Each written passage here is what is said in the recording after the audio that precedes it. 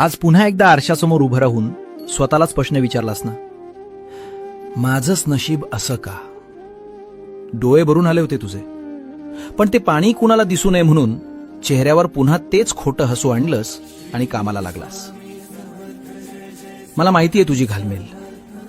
महिना संपायच्या आधीच पगाराची वाटणी झालेली असते.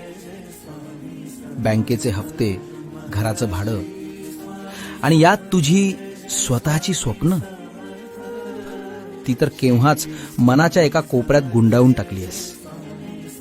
पण बाळा, जरा शांत हो.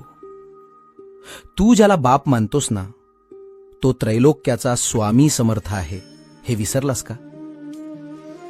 तुला काय वाटलं, तुझी ही ओढाताण मला दिसत नाही? अरे, ज्याने तुला या जगात पाठवलंय त्याला तुझ्या उद्याची काळजी नसेल का? तुझा हा वनवास आता संपलाय असे समज. फक्त एकच कर, श्रद्धेचा धागा तुटू देऊ नकोस, भिवू नकोस. मी आहे ना. Download ShareChat.